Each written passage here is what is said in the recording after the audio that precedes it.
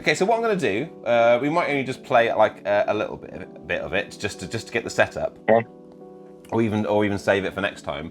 But I'm going to create a scenario for you. I always like to do a scenario, even if it's a really short one, after someone's made a character, because I feel like this is the moment when the character's still sort of like vibing in your head, and that they want to fit into a world and do a little bit of interacting with it to become fully fledged. So even if it's not a complete one. And the other thing, I don't know if I put this in the Playtest Kit, but I always think it's a really good idea to work with the players to create a scenario. Okay. Yeah, I mean, like traditionally in D&D, it's very much kind of like a secretive process, and you release it like bit by bit, and they don't know what the whole plot is. And that's fantastic for a game that you want to go on for several weeks or months and be unveiled. But the idea of the hero game, obviously, is to play an entire session in one night, in 2 or 3 hours, basically.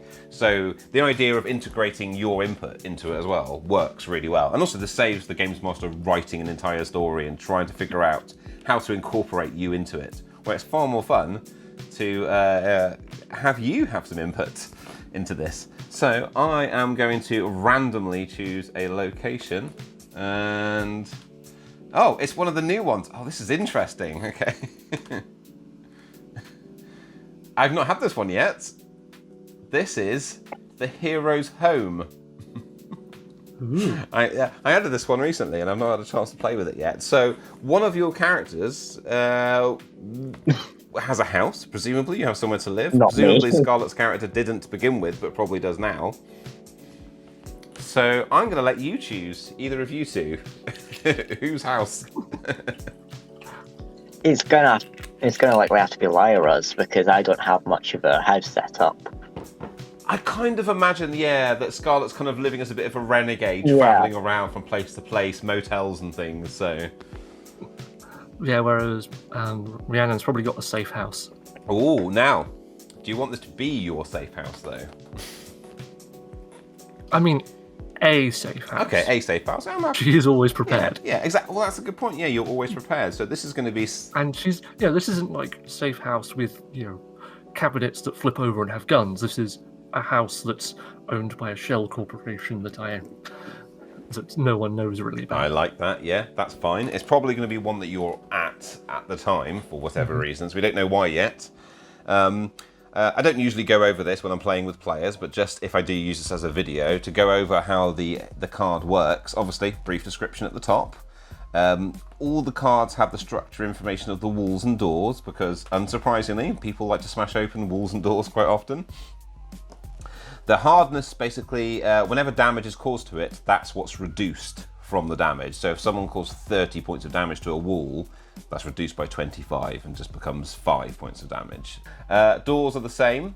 Hardness, damage. Obviously, doors are a bit weaker because they just are, I guess. You could argue that, and locks, and basically you just use your stealth skill to open a lock if someone wants to break into it. And that applies to the majority of the doors in the building if they would logically be locked. We haven't, you might notice with all the locations, there isn't like a map and a layout, because that's kind of up to the GM to sort of like wing, to wing. Also, a big thing you might have noticed, because we're playing on Roll20, Roll20 often incorporates like maps and miniatures and view and light and effects and all that sort of thing. Okay. And Lyra, were you there that game when we played on an island and you had to destroy a spaceship engine? Yes, I was. And I think Ian, the new person who joined the group, made a very good point. He said it completely changed the mentality of the game when you had like a map and characters. Like it became like a battle game. Yeah, I remember that conversation, because we then started ragging on 4th edition. Yeah, as we often do. And so that was an amazing input, because I think that's definitely true. So the idea of like the schematics of the house don't matter. If they do, the player in this case, or the games master, could get up a schematic of a house or a building or a location if they wanted to. But on the whole, I kind of want it to be kind of sort of like ad-libbed. Like you watch a movie and you see a fight scene in a house. You don't know where every bedroom is, or every room is, or every hallway. It kind of should work to fit the story more than it should fit battle tactics. We don't need to know the square footage. Exactly, yeah. And I'm not dissing games that do that. I think like things in D&D and a million other games, that's quite relevant. But I just do think it does slow down the game. and give you a different attitude. Security, obviously, is any basic security that's in the house. Obviously, as this is Lyra's house, or Rhiannon's safe house, you have the security system, whatever that is. The default is basically an alarm when someone breaks in who shouldn't be there, blah, blah, blah. And again, we could write 1,000 details about how that works, but it's more about just using your imagination and just... If someone wants to disarm it, it's DC 15. It's not hard. Yeah. It's not amazing. If you'd had a card which was like Safe House, which is now going to be a card that you can get for resources, then you could have had that. And I would have actually allowed you to play that and go, okay, it's this house instead. That's totally fine. Utilities is such a stupid detail that I felt like I needed to put into the game without going into a lot of detail. And utilities is basically basic human functions: food, washing, plasters, mouthwash, antibiotics, the internet, television, radio, that kind of stuff. Now, one of the other interesting things, which is occupants. Now, most of the time this is like, random bystanders doing stuff in the location that they would normally do, or the staff of the place, or the security and all that sort of things. This is your house. You're there, obviously, but I decided I wanted to put the idea there's a potential chance of there being someone else there, which is 1 per 5 points rolled on a d20 minus 5. Okay, I'm going to let you roll. This is your place, Lyra. The GM could roll, or the player could roll. So let roll a d20. Now, obviously, there's a chance there'll be no one else there. 5.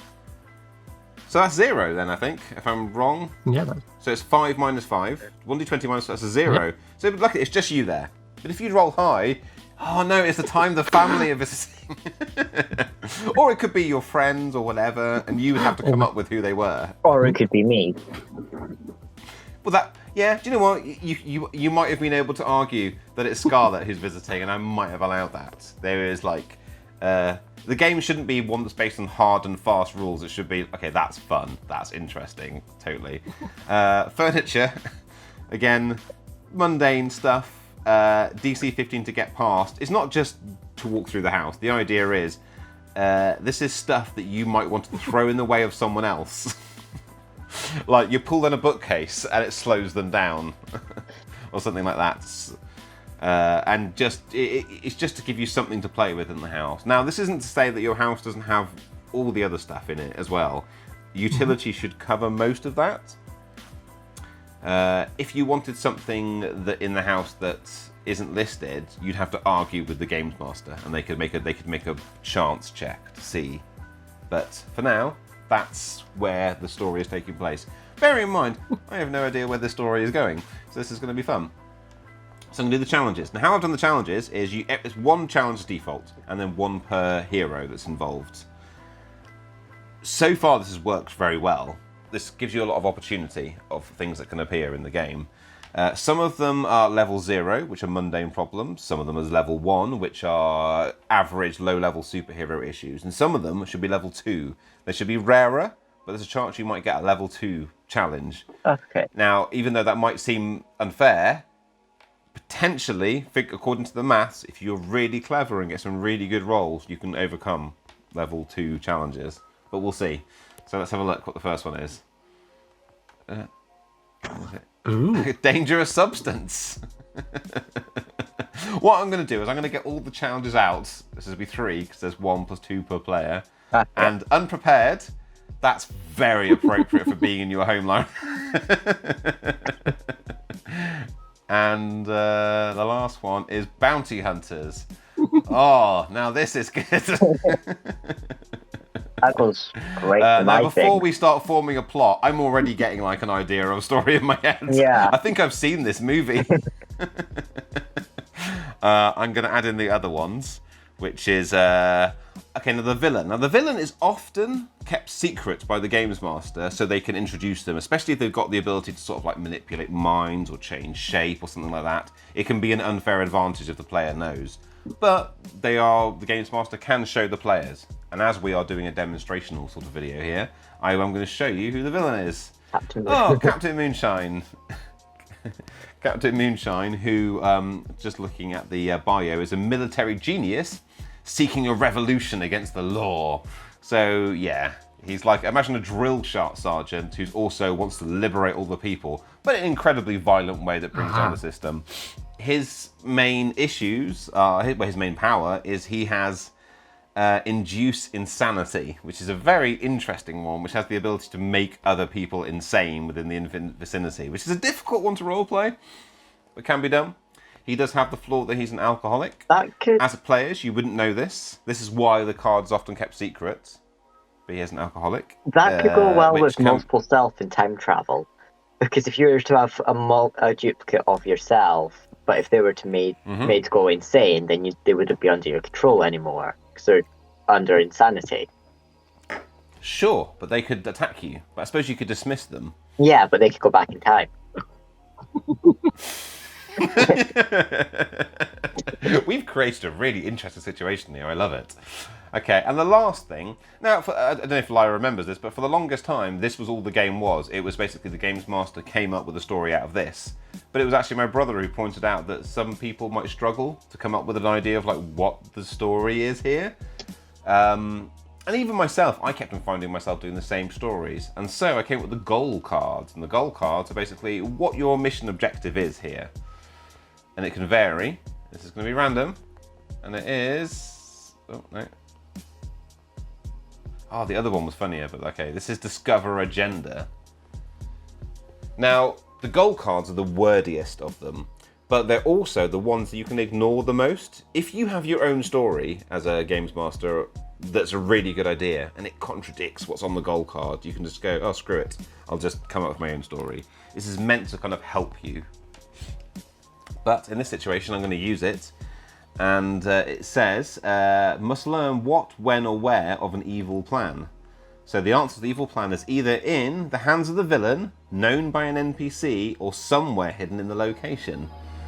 And I've given a few ideas. And below this, on this chart in red, are basically the very simple game mechanics for doing it. The idea is that it shouldn't just be a single dice roll.